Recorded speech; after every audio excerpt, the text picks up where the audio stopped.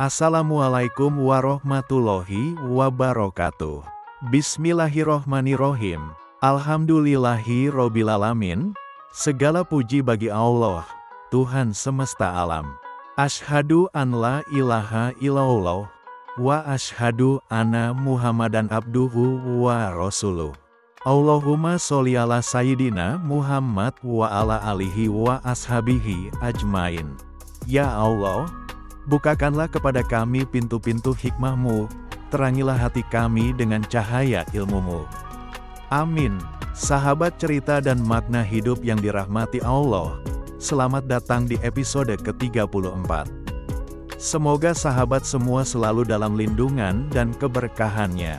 Sebelum kita mulai, jangan lupa untuk mengeksplorasi video-video sebelumnya di channel ini, karena banyak kisah dan hikmah yang bisa menjadi pelajaran hidup bagi kita.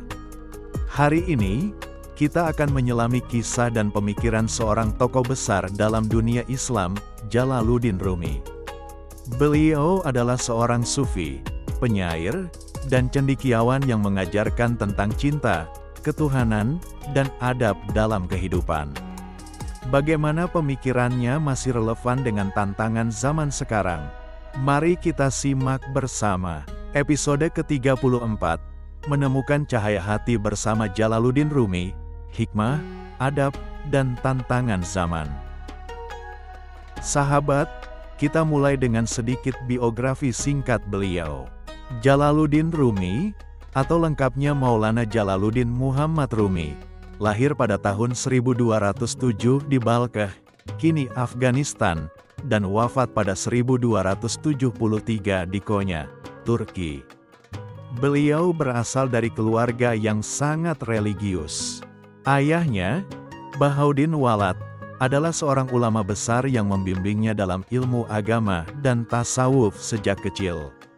Ketika Rumi masih anak-anak, keluarganya harus berpindah dari Balkh karena ancaman invasi Mongol. Mereka mengembara ke berbagai tempat, termasuk Nishapur, di mana Rumi sempat bertemu dengan penyair sufi terkenal, Fariduddin Attar, yang melihat potensi besar dalam dirinya.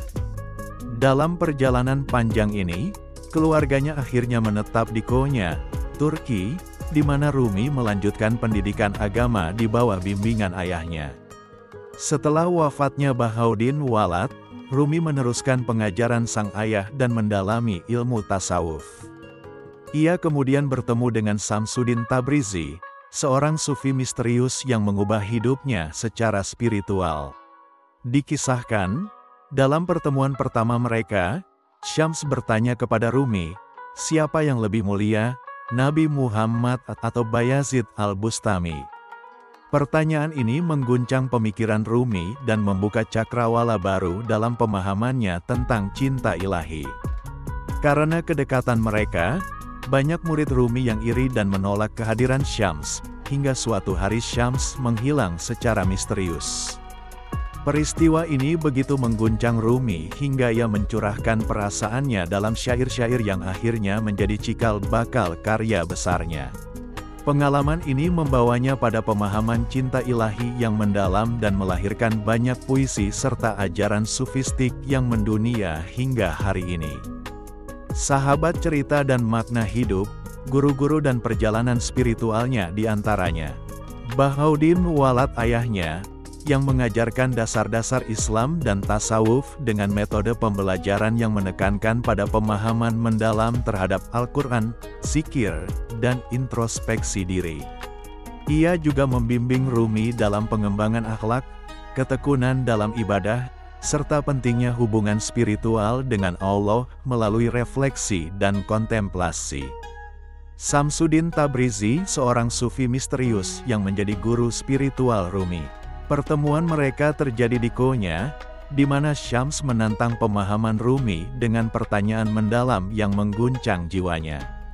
Kedekatan mereka membangkitkan kecemburuan murid-murid Rumi, hingga Syams menghilang secara misterius. Peristiwa ini membawa Rumi pada perjalanan spiritual yang lebih dalam, mengungkap makna cinta dan ketuhanan yang kemudian ia tuangkan dalam syair-syairnya. Salahuddin Zarqub dan Husamuddin Celebi. Salahuddin Zarqub adalah seorang pandai emas yang menjadi sahabat sekaligus murid setia Rumi. Pertemuan mereka membawa pengaruh besar dalam kehidupan spiritual Rumi, di mana Salahuddin membantu menyalurkan ajarannya kepada masyarakat. Husamuddin Celebi kemudian melanjutkan tugas ini dengan mendorong Rumi untuk menuliskan karya besar Masnawi Manawi, yang menjadi salah satu warisan terbesar dalam dunia tasawuf. Sahabat cerita dan makna hidup, karya-karya besar Jalaluddin Rumi. Masnawi Manawi, karya puisi spiritualnya yang berisi ajaran-ajaran sufistik dalam bentuk kisah dan perumpamaan. Salah satu syair terkenalnya adalah, "Jangan bersedih, segala sesuatu yang kau kehilangan akan datang dalam bentuk lain. Cintalah yang membuat dunia berputar, cintalah yang membuat segala sesuatu bermakna. Ketika jiwamu tersesat, ingatlah bahwa Tuhan selalu lebih dekat daripada urat nadimu." Fihi ma fihi, kumpulan ceramah dan nasihat Jalaluddin Rumi yang berisi pemikiran mendalam tentang kehidupan, ketuhanan, akhlak, serta perjalanan spiritual. Karya ini berisi dialog-dialog yang penuh hikmah, menjawab pertanyaan-pertanyaan mendasar tentang eksistensi manusia, hubungan dengan Tuhan, dan cara mencapai kebahagiaan sejati. Sahabat cerita dan makna hidup, satu kisah yang dapat kita ambil hikmahnya. Maulana Syamsuddin Tabrizi berkunjung ke rumah muridnya, Jalaluddin Rumi. Setelah berbincang dan mengudap makanan, Syams pun meminta muridnya itu untuk menyediakan minuman yang tidak biasa. Sang guru meminta Jalaluddin Rumi untuk mencarikannya minuman beralkohol. Boleh bir atau arak atau apapun yang menghangatkan sekaligus memabukkan. Jalaluddin Rumi sempat kaget mendengar permintaan gurunya tersebut. "Loh, jenengan, minum yang memabukkan?" "Iya," jawab sang guru. Rumi masih terkejut. "Maaf, saya tidak mengetahui hal ini." "Sekarang kau sudah ngerti, maka sediakanlah," kata sang guru. "Di waktu malam seperti ini, dari mana aku bisa mendapatkan arak ataupun bir?" Sang Rumi sambil merenung. "Perintahkan salah satu pembantumu untuk membelinya," timpah sang guru. "Kehormatanku di hadapan para pembantuku akan hilang," sahut sang Rumi. "Kalau begitu kau sendiri, pergilah keluar untuk membeli minuman," perintah sang guru. "Seluruh kota mengenalku. Bagaimana bisa aku keluar untuk beli minuman keras?" Guman Rumi. "Kalau kau memang muridku, kau harus menyediakan apa yang aku inginkan. Tanpa minum, malam ini aku tak akan makan, tidak akan berbincang, dan tidak bisa tidur," perintah sang guru lagi. Karena kecintaan dan penghormatannya pada Syams, Maulana Rumi pun memakai jubahnya, menyembunyikan botol di balik jubah itu, dan berjalan ke arah pemukiman kaum Nasrani untuk membeli arak.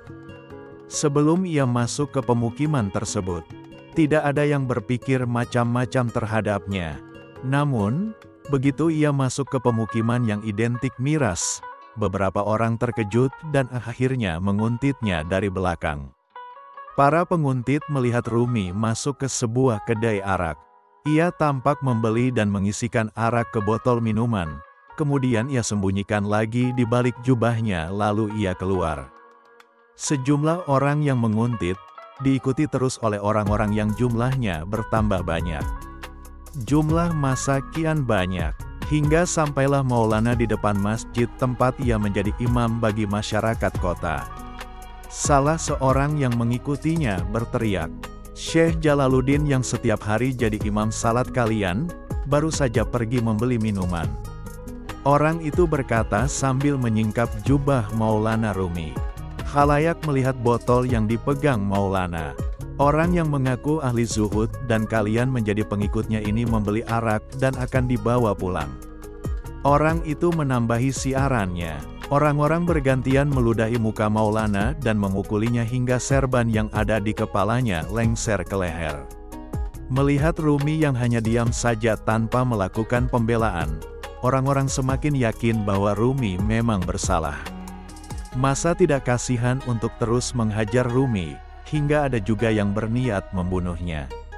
Di saat Rumi diserang massa, tiba-tiba terdengar suara guru Rumi, Syamsuddin Tabrizi, "Wahai orang-orang tak tahu malu. Kalian telah menuduh seorang alim dan faqih dengan tuduhan minum arak. Ketahuilah bahwa yang ada di botol itu hanya air biasa." Salah seorang dari massa masih mengelak, "Ini bukan air biasa, ini arak." Syamsuddin Tabrizi mengambil botol dan membuka tutupnya. Dia meneteskan isi botol di tangan orang-orang agar menciumnya. Mereka terkejut karena yang ada di botol itu memang air biasa.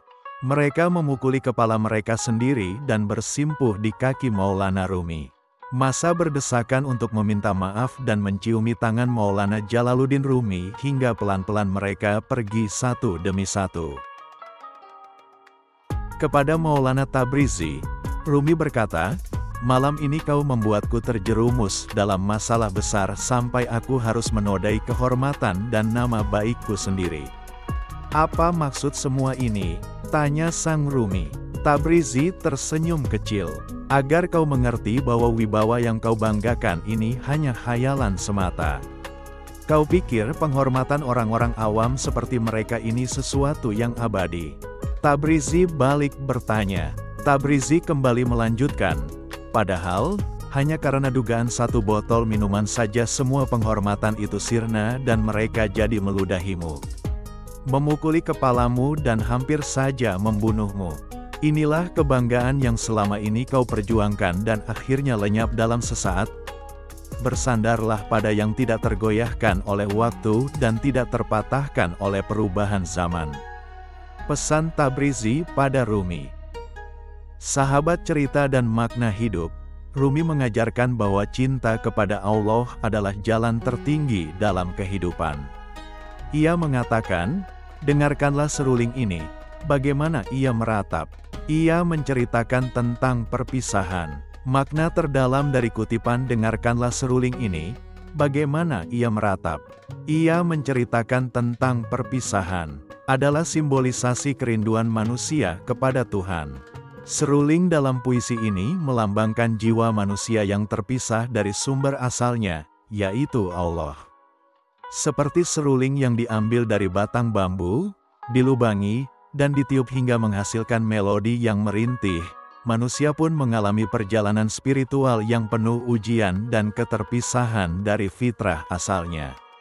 Ratapan seruling menggambarkan penderitaan dan kerinduan jiwa untuk kembali bersatu dengan Tuhan.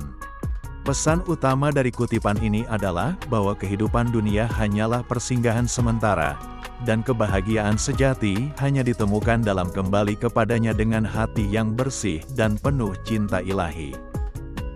Allah berfirman dalam Al-Quran, "Maka hadapkanlah wajahmu dengan lurus kepada agama, tetaplah atas fitrah Allah yang telah menciptakan manusia menurut fitrah itu. Tidak ada perubahan pada fitrah Allah." Surat Ar-Rum ayat 30. Ayat Ar-Rum 30 dan kisah Rumi menunjukkan bahwa manusia secara alami memiliki kecenderungan untuk mengenal dan kembali kepada Tuhan. Namun, perjalanan hidup, keterikatan duniawi, dan berbagai ujian seringkali menjauhkan manusia dari fitrahnya. Rumi mengalami perjalanan ini, dari seorang cendekiawan biasa hingga menjadi seorang sufi besar yang memahami bahwa cinta sejati hanya ada dalam hubungan dengan Allah. Kisah Rumi mengajarkan bahwa kesadaran akan Tuhan tidak datang begitu saja, melainkan melalui pencarian, kehilangan, dan refleksi mendalam. Seperti seruling yang menangis karena terpisah dari asalnya, manusia pun akan selalu gelisah hingga kembali kepada fitrah sejatinya, beribadah dan mencintai Allah dengan sepenuh hati. Sahabat cerita dan makna hidup, di era teknologi dan media sosial, banyak orang merasa hampa dan kehilangan makna hidup. Pemikiran Rumi mengajarkan kita, di era teknologi dan media sosial, banyak orang merasa hampa dan kehilangan makna hidup. Jalaluddin Rumi mengajarkan bahwa kebahagiaan sejati tidak ditemukan dalam kesenangan duniawi semata, tetapi dalam perjalanan spiritual menuju cinta ilahi. Ia menasihati kita untuk mencari makna di dalam hati, menjauh dari kesibukan yang melalaikan, dan menemukan kedamaian dalam kebersamaan dengan Tuhan. Menjaga akhlak dan adab meskipun dunia semakin modern. Tidak terlena dengan dunia maya, tetapi tetap mencari kebijaksanaan dalam kehidupan nyata. Menghargai waktu dan tidak terbuai oleh hal-hal yang melalaikan. Menyebarkan kebaikan, karena kata-kata dan tindakan kita bisa menjadi cahaya bagi orang lain. Nabi Muhammad bersabda, "Sesungguhnya di dalam tubuh ada segumpal daging. Jika ia baik maka baiklah seluruh tubuh, dan jika ia rusak maka rusaklah seluruh tubuh. Ketahuilah, itu adalah hati." Hadis riwayat Bukhari dan Muslim. Sahabat cerita dan makna hidup. Dari kisah Jalaluddin Rumi, kita belajar bahwa cinta kepada Allah adalah kunci ketenangan hati. Akhlak yang baik dan adab dalam kehidupan adalah cahaya yang menerangi jalan kita. Jangan biarkan teknologi menjauhkan kita dari makna sejati hidup. Terima kasih telah menyimak episode ini. Jangan lupa untuk like, komen, dan subscribe agar kita terus bisa berbagi hikmah dan inspirasi. Allahumma sholli ala Sayyidina Muhammad wa ala alihi wa ashabihi ajmain. Ya Allah, berilah kami ilmu yang bermanfaat, hati yang bersih, dan akhlak yang baik. Amin. Subhanakallahumma wa bihamdika, asyhadu an la ilaha illa anta, astaghfiruka wa atubu ilaik. Wassalamualaikum warahmatullahi wabarakatuh.